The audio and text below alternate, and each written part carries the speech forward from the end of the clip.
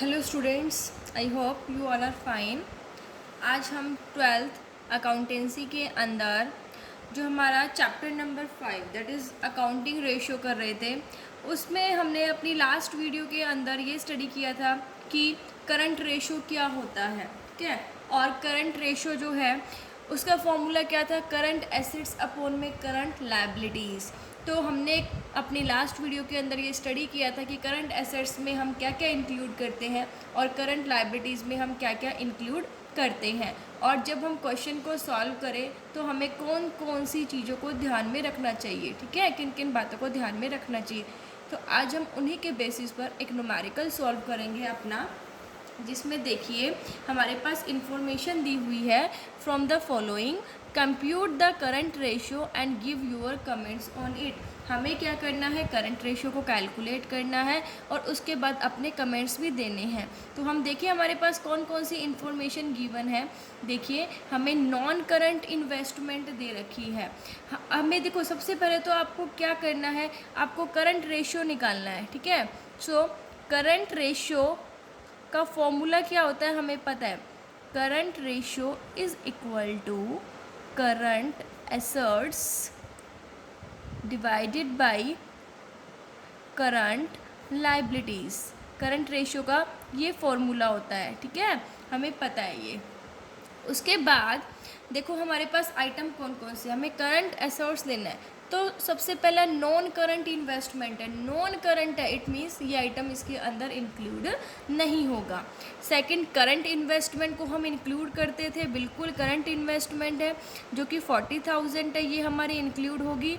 Inventory, इसके अंदर 50,000 के लूज टूल्स इंक्लूड है, लेकिन हमने स्टडी किया था कि जब हम करंट रेशियो के अंदर करंट एसेट्स को इंक्लूड करते हैं तो हम लूज टूल्स, स्पेयर पार्ट्स, इनको एक्सक्लूड करते हैं, इनको हम इंक्लूड नहीं करते हैं। तो 2,80,000 इन्वेंट्री की वैल्यू है, 50,000 के लूज टूल्स हैं, तो हम क्या करेंगे, 2,80,000 में से 50,000 लेस कर देंगे, क्योंकि लूज टूल्स की वैल्यू 50,000 है और इसे हमें इंक्लूड नहीं करना है। तो हमारी इन्वेंट्री कितने की बच जाएगी, 2,30,000 की बच जाएगी। फिर है हमारे ट्रेड रिसीवेबल्स। ट्रेड रिसीवेबल्स में सन्ड्री डेटर्स हम इंक्लूड करते हैं, दैट इज़ 1,60,000 के हैं। बिल्स रिसीवेबल्स को भी इंक्लूड करते हैं, ये हमारे 20,000 के हैं। उसके बाद ट्रेड पेबल्स, ये हमारे क्या थे बेटा, ये तो हमारे एसेट्स दे रखी थी, ठीक है। अब यहाँ पे हमारे पास देखो ट्रेड पेबल्स, पे करना है, इट मीन्स ये लायबिलिटी है। सन्ड्री क्रेडिटर्स हमारे पास 1,20,000 के हैं। उसके बाद बिल्स पेबल हमारे पास 10,000 के हैं। उसके बाद आता है शॉर्ट टर्म बोरोइंग्स, हमने उधार ली थी तो हमें पे करना होगा, ये भी हमारी लायबिलिटी है। शॉर्ट टर्म बोरोइंग्स 50,000 की, एक आइटम बच गया long term borrowings. Long term को तो हम इंक्लूड ही नहीं करते क्योंकि हम इसके अंदर शॉर्ट टर्म लेते हैं, ठीक है। तो लॉन्ग टर्म बोरोइंग्स जो 2 लाख की है, ये तो इसके अंदर इंक्लूड नहीं होगी। शॉर्ट टर्म प्रोविज़न है, प्रोविज़न फॉर टैक्स, तो देखिए कितना है ये, 20,000 टैक्स पे करना है, ये भी लायबिलिटी है। कैश एंड बैंक बैलेंस हमारा 30,000 है, ये हमारे करंट एसेट्स है, ठीक है। तो ये आपको समझ में आई थिंक आ गया होगा। अब हम अपना क्वेश्चन सॉल्व करते हैं। सबसे पहले हम करंट एसेट्स निकालते हैं, ठीक है। करंट एसेट्स के अंदर हम क्या क्या इंक्लूड करेंगे, हमारी current investments, current investments plus next देखिए इन्वेंट्रीज, लेकिन इसके अंदर तो क्या है, जो लूज टूल्स है वो इंक्लूड है, लेकिन हम क्या करेंगे, एक्सक्लूड करेंगे, क्या, लूज टूल्स को, लूज टूल्स को हम एक्सक्लूड करेंगे। फिर हम ट्रेड रिसीवेबल्स जो है वो भी ऐड करेंगे, हमारे ट्रेड रिसीवेबल्स। ट्रेड रिसीवेबल्स के अंदर हम दोनों चीज़ लेंगे, सन्ड्री डेटर्स प्लस हमारे बिल्स रिसीवेबल। उसके बाद हमारे पास ये तो लायबिलिटी हो गई, हाँ, cash and bank balance, cash and bank balance. So ये देखिए हम कैलकुलेट करें, करंट इन्वेस्टमेंट हमारी कितने की है, 40,000 की है।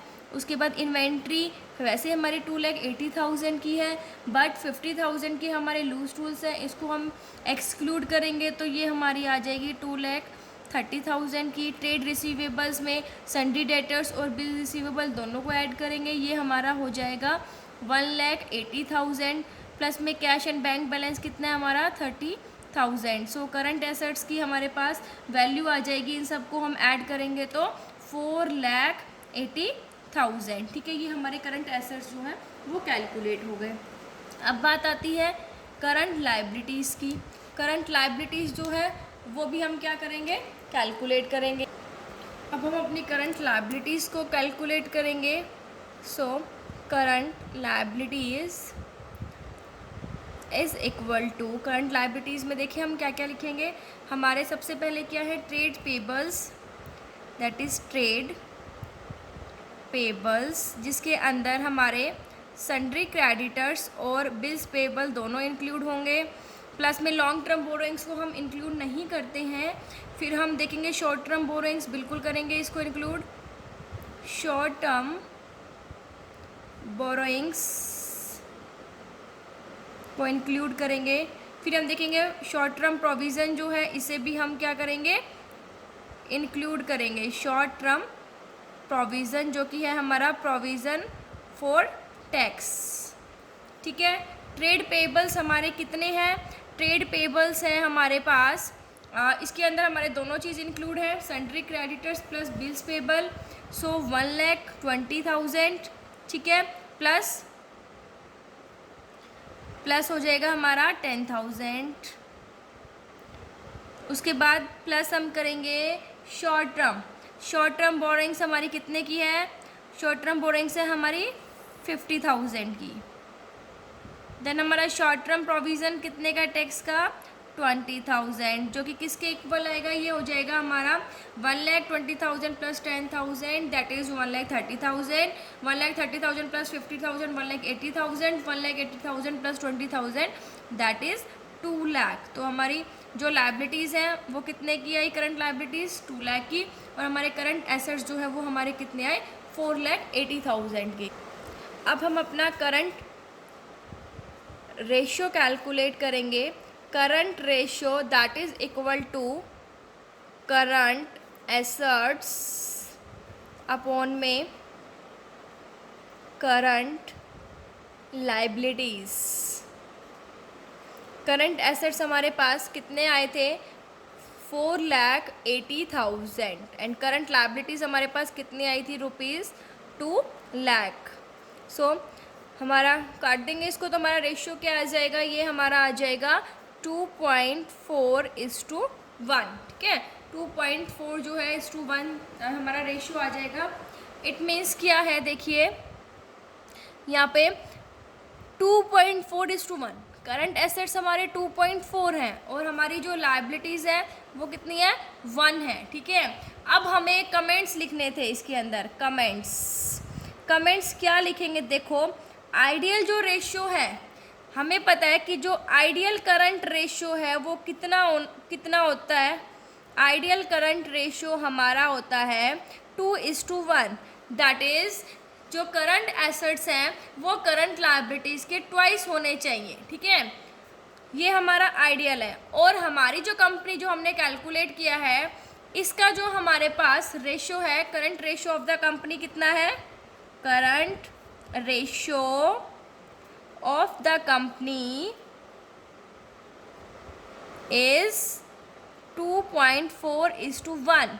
सो ये रेशियो जो है वो क्या है, सेटिस्फैक्ट्री है। ठीक है, हम क्या लिखेंगे कि ये रेशियो सेटिस्फैक्ट्री है क्योंकि कंपनी इस पोजीशन में है कि वो अपनी करंट लायबिलिटीज़ को टाइम पर पूरा कर सकती है। ठीक है, तो हम क्या लिखेंगे, therefore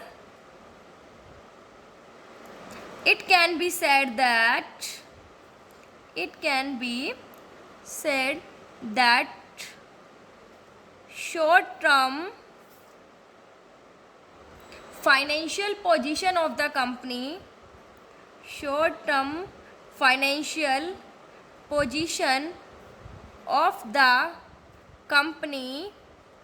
is quite satisfactory,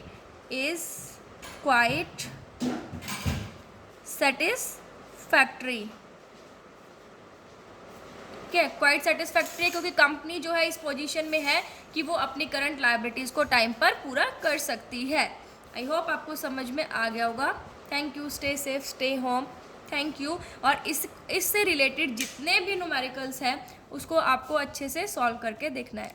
thank you.